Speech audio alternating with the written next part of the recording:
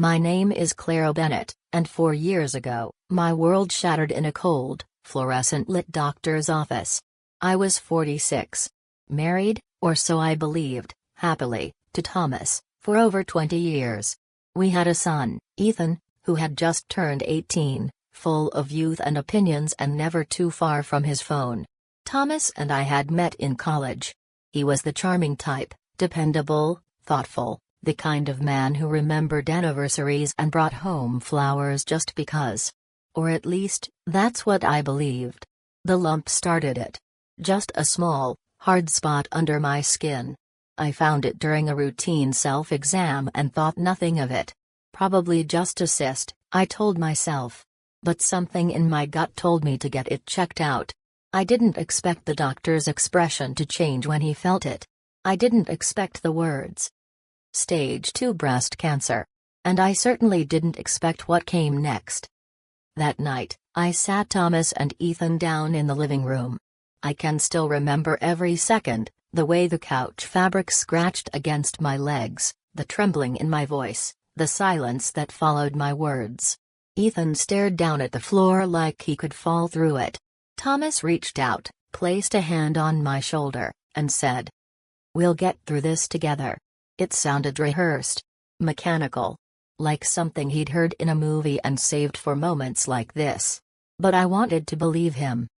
The following weeks were a blur of appointments, biopsies, scans, and harsh realities.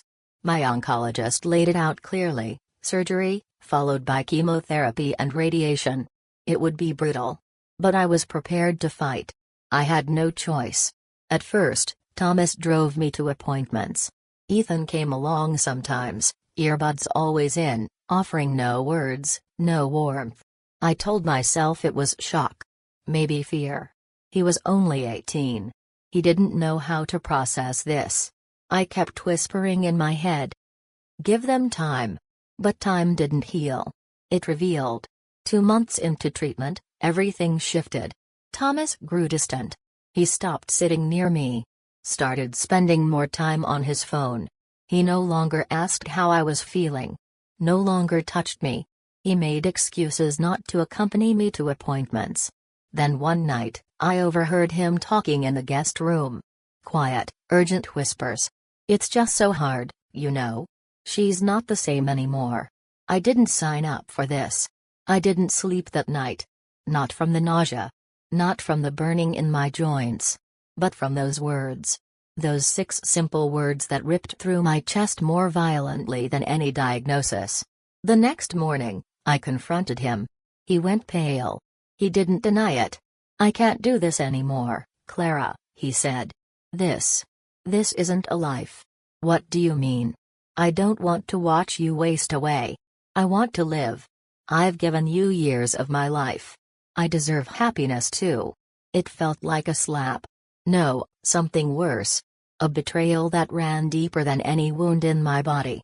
2 days later, he packed a bag. Ethan followed without a word. He didn't even say goodbye. Just slammed his bedroom door, dragged his suitcase down the hallway, and left. I sat alone on the edge of my hospital bed, chemo still dripping into my veins, my head heavy with exhaustion and disbelief. No husband. No son. No family. Just silence. But what they didn't know, what neither Thomas nor Ethan had ever cared to ask, was that I wasn't just some fragile woman waiting to fade away. I had spent years before my diagnosis quietly building a life outside of them. After my parents passed, they left me a small inheritance. I invested it carefully. I ran a modest but successful accounting business. I owned the house outright. I wasn't rich, but I was stable. Independent. And I was still alive. It would have been easy to give up. To let cancer win. To shrivel into the shadow of the woman they'd walked away from. But that's not who I am. In the quiet dark of those lonely nights, when my hair fell out in clumps and my reflection became a stranger, I made myself a promise. If I survive this, I will come back stronger than ever. And I will never, ever let anyone treat me like I am disposable again. They thought they had left behind a dying woman. But the woman they left, she was just beginning her fight. The days that followed were a fog of pain and solitude. Mornings were the hardest. I'd wake up instinctively reaching for someone who wasn't there. The silence was louder than any medical monitor. Heavier than the chemo. More suffocating than any bandage. I was fighting for my life. But it felt like I had already lost everything. I had to relearn how to move through the world, on my own, in pain, with a body that betrayed me at every turn. I couldn't even climb the stairs without gasping for air. But something unexpected happened. People I barely knew began to show up. Mrs. Carter from next door started leaving warm soup in Tupperware containers on my porch every other night. Alicia, an old friend I hadn't seen in years, heard about my diagnosis and showed up with groceries and a tote bag full of feel-good DVDs. A local church group offered to drive me to my appointments when I was too weak to get behind the wheel. These weren't people who had made vows. These weren't people who shared my blood. Yet somehow, they showed more compassion than the man who had promised to love me in sickness and in health. One afternoon, as I sat on the porch wrapped in an old blanket, sipping lukewarm tea, I got a call from the cancer center. They had assigned me a volunteer caregiver. Her name was Eleanor. A retired nurse in her 60s, brisk and no nonsense. She reminded me a little of my mother. At our first meeting, she put her hand gently on my shoulder and said, "I'm not here to feel sorry for you. I'm here to help you fight." And that's exactly what she did. Eleanor made sure I stuck to my meds. She dragged me to every appointment. She insisted I eat, even if it was just soup. She made me laugh, gently teased me, pulled me out of the black hole I'd been sinking into. She was relentless. And she was exactly what I needed. Even as my body began to respond to treatment, the emotional wounds throbbed like they had just been inflicted. I'd find myself scrolling through old photos on my phone, pictures of Ethan grinning on his graduation day, Thomas's arms slung around him. We looked happy. But were we? Or was I just too busy holding everything together to realize how quickly they'd fall apart when things got hard? Then one day, a letter came in the mail. I recognized the handwriting instantly. Ethan. My heart jumped. Was it an apology? No. It was a note asking me to co-sign on a private loan for a car. No, I miss you. No, how are you, Mom? Just, can you help me get what I want? I stared at the letter for a long time. Then I tore it in half. Then into quarters. Then I burned it in the kitchen sink and watched the smoke curl into the air like an exorcism. That was the moment I stopped waiting. Stopped hoping. Stopped fantasizing about them showing up with tears in their eyes and arms wide open. They weren't coming back. Not for me. Maybe someday, they'd come back for something from me. But never for me. And that, finally, was the truth that set me free. The weeks after I burned Ethan's letter were eerily quiet. In some ways, it was a relief. No new wounds, no one asking for anything, no ghosts of false apologies. But silence can be its own kind of ache. I was getting stronger physically, my hair returning in stubborn silver strands, and the fatigue from chemo no longer pulled me under like it used to. But emotionally, I was still raw. Even the sunlight felt too loud some mornings. But then Eleanor showed up with 2 bags of groceries and a folder of job listings. "You're not dead," she said, not unkindly, "so stop living like it." I smiled for the first time in days. I haven't exactly been getting interview requests. Then make your own damn opportunity. She was right. I wasn't helpless. I had skills. I'd run an accounting firm before my diagnosis. Numbers, I understood. People, less so. But if I was going to survive this new life, I needed to take control of it. I turned the guest room into a makeshift office. Bought a desk off Facebook Marketplace. Set up my old laptop. Started taking freelance gigs, bookkeeping, tax prep, consulting. Light work at first. Enough to keep me sharp. Enough to remind myself that I wasn't just a patient. I was still a professional. Still capable. And for the first time in a long time, I didn't introduce myself as Clara, who was abandoned by her husband and son. I was just Clara. Clara who got things done. Eleanor urged me to write things down. Not for the world. Just for myself. You'll forget the fire you crawled through, she said. Don't let it happen. So I began journaling. At first, it was messy, raw, angry, tear-soaked entries scribbled in the middle of the night. But slowly, they transformed. They became affirmations. Witness statements of survival. One entry read. They left. But I stayed. I stayed and fought. That makes me powerful. That entry became my mantra. At the 1-year mark, my doctor used the word I never thought I'd hear again, remission. It didn't feel like a fireworks moment. It felt like quiet exhale. But I celebrated anyway. Me, Eleanor, and Alicia drank sparkling cider and ordered takeout in my living room. We laughed until we cried. Cried until we laughed again. I had survived. But I wasn't the same woman who had entered that hospital gown a year ago. That woman thought love was unconditional. That family would never leave. That silence meant peace. This new woman, she knew better.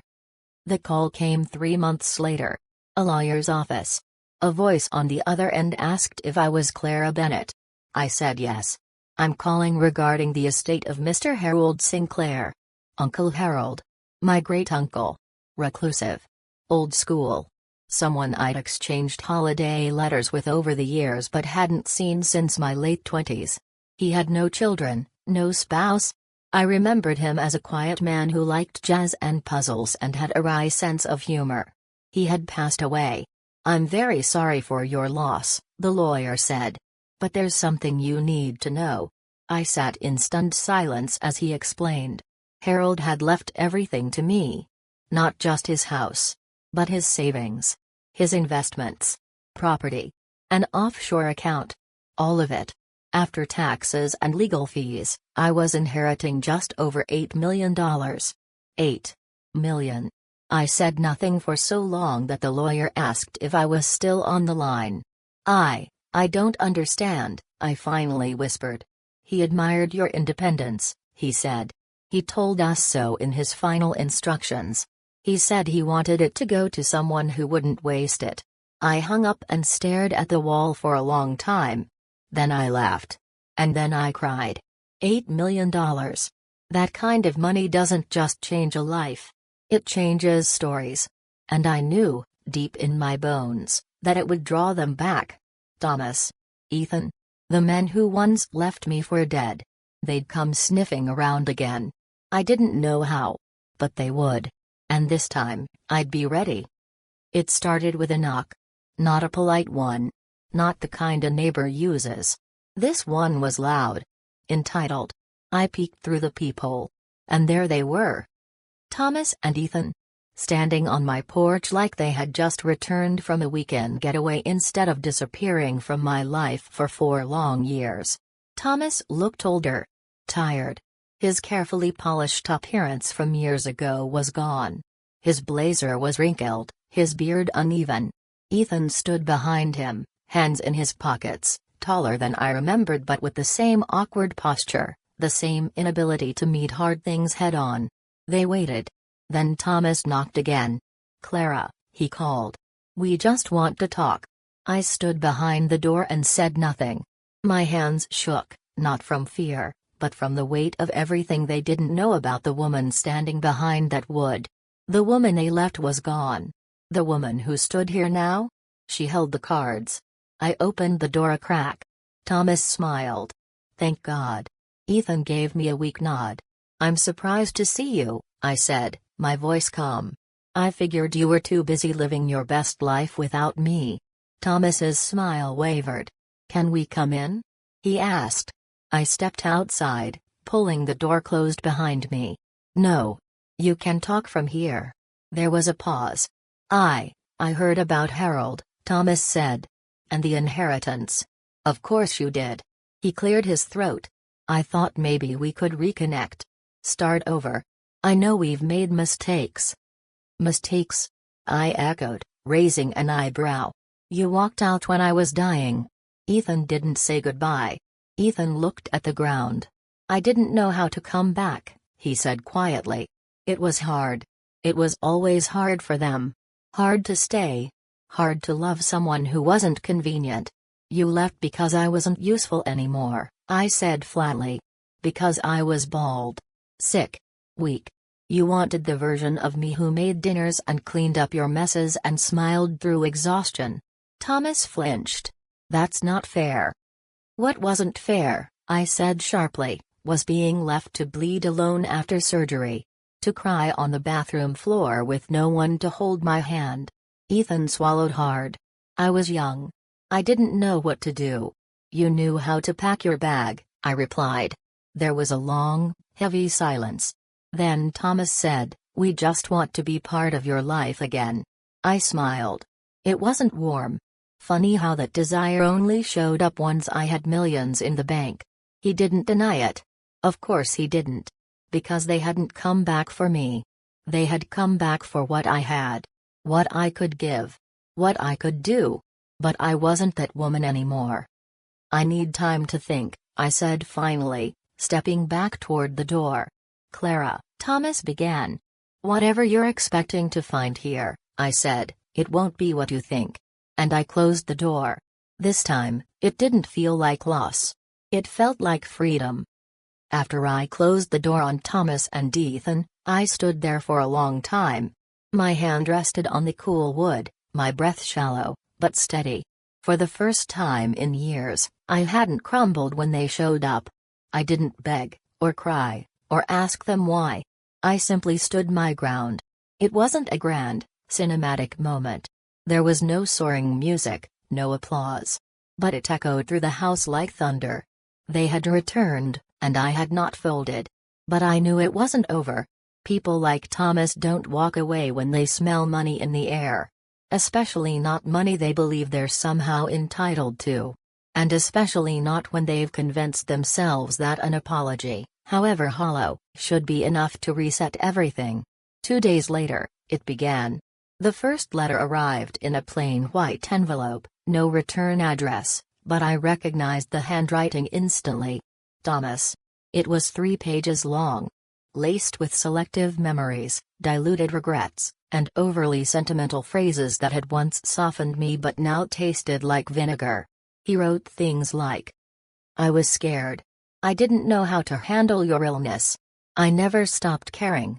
But the final paragraph was the real reason for the letter. Ethan is in college now. He's majoring in finance. We've been getting by, but tuition is steep. If there's any way you could help, just until he graduates, it would mean the world. There it was. The hook. The entire performance leading up to that one request. Not can we make amends? But can you fund our lives again? They hadn't returned for love. They had returned for access. Access to my time. My emotions. My money. I didn't respond. Instead, I poured myself a glass of wine and called my lawyer. Clara, he said. I've been waiting for this call. Let's talk estate planning, I replied. And let's make it airtight. Over the next week, we updated everything. My will. My power of attorney. My medical directives. All of it. I transferred the deed of my house into a living trust. I named my beneficiaries, none of which included Thomas or Ethan. Instead, I added Eleanor, Alicia, the local cancer foundation, and a neighbor who had driven me to chemo every week for 6 months. People who had shown up when no one else had. But I didn't stop there. I had another idea. A personal one. I turned the guest room, once cold and empty, into a studio. Not for art or music. But for documentation. I set up a camera, labeled folders, created an encrypted cloud backup. And every night, I sat in that room and recorded myself. Not rehearsed. Not polished. Just honest. I told the camera everything. About the diagnosis. The abandonment. The recovery. The betrayal. The inheritance. And now, the return. I want this to be clear, I said one evening, staring straight into the lens. In case anyone ever tries to twist the story later. Thomas and Ethan left. They walked away when I needed them most. And now that I'm thriving again, Now that I've inherited money, they've come back. But not for me. For what I can give. It wasn't paranoia. It was preparation. Because I knew, when the next knock came, it wouldn't be to reconnect. It would be to claim. I was right. A week later, I saw the black car. It idled near my curb for nearly 15 minutes. Engine running. Windows tinted. Watching. Not a neighbor. Not a delivery.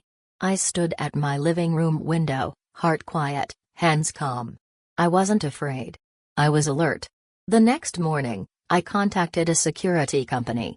Within 72 hours, my home had new locks, cameras on every entrance, motion detectors, and a legal warning sign at the gate. When you survive cancer, you learn not to leave anything to chance. That night, Eleanor and I sat on the porch. I don't want revenge, I told her. No, she replied. You want peace. But you also want to be ready. I nodded. Exactly. 2 weeks passed. Then came the knock. Softer this time. Not like the entitled pounding before. Hesitant. Careful. I opened the door slowly. There they were, Thomas and Ethan, again. But the posture had shifted. Thomas looked irritated, as if he were the one being wronged. Ethan stood behind him, hands buried in his jacket, eyes fixed on the ground. Neither looked like someone coming to apologize. But something was different. I stepped outside, closed the door behind me, and waited. Thomas spoke first. You've been ignoring our messages. I have, I said. Because I had nothing to say. He sighed, glancing at Ethan. Clara, this is ridiculous. We were married for 20 years. Don't you think we deserve at least a conversation? I raised an eyebrow. Now you want to talk about what we deserve? Ethan stepped forward, his voice softer. Mom, can I say something? My heart clenched at the word. Mom. It was the first time he'd used it in years. I know you're angry, he said, voice cracking slightly. You have every right to be. I didn't understand back then. I was selfish. I was scared. I just followed Dad because it was easier. I told myself I'd come back someday. That it wasn't forever. He looked up at me. But days became weeks. Weeks became years. And the longer I stayed away, the harder it became to face you. His voice broke. I didn't know how to make it right. There was a silence between us. Heavy. Real. It was the first honest thing I'd heard from either of them. But then Thomas stepped in, as if sensing the emotional tide. We didn't come here to grovel, Clara, he said coldly. You're healthy now. You've moved on. So why are you still holding on to all this bitterness? Something inside me snapped. I didn't die, Thomas, I said sharply. Because I fought for my life. Alone. I stepped forward. I made my own meals while vomiting. I changed my own bandages. I drove myself to radiation when I could barely sit upright. I slept in a cold house, hoping every night that I'd wake up again. And while I was fighting cancer, you were finding comfort somewhere else. Our son didn't even send a card. Thomas's mouth opened, but no words came. Ethan looked crushed. You were alone the whole time? He whispered. I nodded. Your father left. You followed. No calls. No texts. Just silence. Ethan's eyes filled with tears. I didn't know. I thought you had someone. I thought maybe you didn't want us. No, Ethan, I said. I wanted my family. There was another silence. This one more painful than the last. Then Thomas spoke. Let's just focus on what matters now, he said, his tone shifting again. We're not here for the past. We're here because Max could use some help. College is expensive. You're sitting on millions. I cut him off. And you're sitting on the memory of leaving your wife to die. He clenched his jaw. You're being dramatic. No, I said calmly. I'm being honest. This house, this life, it's mine. Every inch of it was rebuilt by me. Not you. Not Ethan. I pointed to the porch camera. You're being recorded. Everything we say, every step you take. If you show up here again uninvited, I will file a restraining order. Thomas narrowed his eyes. So this is how it ends? No, I said. This is how I begin. Ethan looked at me, his voice breaking. I'm sorry, Mom. I really am. I don't expect you to forgive me today. Maybe not ever. But I needed to say it. Not for money. Just for you to know that I see it now. I see you. And with that, he stepped back and walked away. I didn't stop him. I didn't call after him. But a small, weathered part of my heart cracked open, just slightly. Maybe forgiveness wasn't about giving back what was lost. Maybe it was about allowing something new to grow. Even if it started from the smallest seed. It happened 2 weeks later. I was sitting on the porch, a cup of tea in one hand and Eleanor by my side, watching the autumn sun dip low behind the trees. The quiet hum of the world had returned to my life, but I wasn't the same woman who once begged for stillness. This time, the silence belonged to me. Then the car rolled down the street. Same black sedan. Same tinted windows. But this time, only one person stepped out. Thomas. He wore a freshly pressed shirt and polished shoes, probably his best attempt at respectable. But his eyes gave him away, restless, hollow, impatient. He was here to claim something. Eleanor didn't move, but I felt her presence like armor beside me. Her calm, steady breathing was louder than anything Thomas might say. I figured we should talk. Just the two of us, he said, stepping onto the path. I stayed seated. I don't think there's anything left to say. Clara, he said, voice level, hands open like a preacher, look, I know I messed up. I was scared. I wasn't strong enough, but I'm here now. And maybe we can move forward. I tilted my head. Move forward to what, exactly? He gestured vaguely toward the house. To peace. To closure. Maybe even reconciliation. I smiled at the irony. Are you proud of me, Thomas? He blinked. What? You said you're proud. Proud of what, exactly? That I survived cancer? Or that I inherited $8 million? His mouth opened. Closed. I'm not here for the money, he said too quickly. Then what are you here for? He hesitated. Ethan, he said finally. I want a future for him. He's trying. He's studying finance. He has potential. And I don't? I didn't say that. You didn't have to. He tried to sit on the porch step, but I rose before he could. No. You stand. He looked up at me, slightly irritated. What is this? Some performance?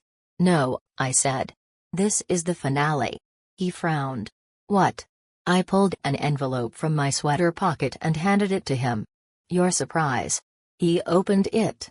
His eyes scanned the document, then stopped. His mouth dropped slightly. What is this? It's a legal transfer, I said, of this house. I've donated it to a non-profit organization that provides transitional housing for women recovering from serious illness. He looked up, stunned. You gave it away? I nodded.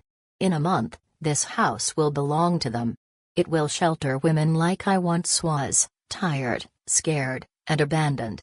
And it will remind them that recovery doesn't mean returning to what broke you. He shook his head. But this was our house. No, I said firmly. This was my house. I paid for it. Maintained it. Survived in it. You left it. His hands trembled as he held the paper. You're throwing it all away. I'm giving it to someone who needs it. I pulled out a second envelope. As for Harold's inheritance, it's gone. Donated. Cancer research. Women's shelters. Hospice support. Every cent. His face flushed red. You had millions, Clara. I had everything I needed, I said quietly, the day I realized I didn't need you. He dropped the envelopes on the porch. You're cruel. No, I replied. I'm free. Just then, the porch light flicked on behind me. Eleanor stepped out, holding my coat. It's time, she said gently. Thomas didn't move. He stared at me like he didn't recognize me. And maybe he didn't. Maybe he never had. I turned and walked into the house, the door closing behind me with a final, Decisive click. Through the window, I watched him stand there, stunned. Then he picked up the envelopes, stuffed them into his coat, and walked back to the car. The engine roared. The car disappeared down the street. I exhaled, not in relief, but in release. Later that night, I received a text from Ethan. "I heard what you did with the house. It's incredible. Mom. I don't deserve your forgiveness, but I hope someday I earn a second chance. I really am sorry." I stared at the message for a long time. I didn't reply. Not yet. But I saved it. Because unlike Thomas, Ethan had changed. There was truth in his words. Humility. Something new, something real. And maybe one day we would talk again, not as mother and son trying to rewrite the past, but as two people who had learned from it. In the weeks that followed, I packed my things. I didn't need much. Just the essentials, my journals, and the letters I had written but never sent. I bought a modest cottage in the mountains, a quiet place with large windows and tall trees, where the air was clean and my breath didn't carry the weight of memory. I left the camera in the studio. Not for me, but for the women who would come after me. I recorded one last message, addressed to the next survivor who sleeps in this room. You are not broken. You are not what they left behind. You are what rises from ashes. This house is yours now. Make it a home. I placed the video on the desk, next to a folded blanket and a single sunflower in a glass jar. Then I closed the door. On my last day in the city, Alicia and Eleanor helped me load the car. They didn't ask where I was going. They didn't need to. They just hugged me, one after the other, long and tight and unspoken. You did it, Alicia said. No, I replied, smiling, I lived it. In the quiet of the mountains, I found something I didn't know I was missing. Stillness. Not the kind that comes from silence, but the kind that comes from peace. There was no more knocking. No more letters. No more voices asking me to forget what they did. Only the wind through the pines. The creak of the porch swing. The sound of a new chapter turning. I spent my mornings writing. My afternoons hiking. My evenings by the fireplace with a glass of wine and no need to check my phone. And slowly, I let go. Not of the past. But of the anger. Because the past had shaped me, but it didn't own me. One night, I stood outside, wrapped in a sweater, watching the stars. And I whispered to the darkness. You left me when I was weak. But I found strength in that emptiness. I found me. In the end, I had lost everything, my husband, my son for a time, my health. But I had gained something far greater. Myself.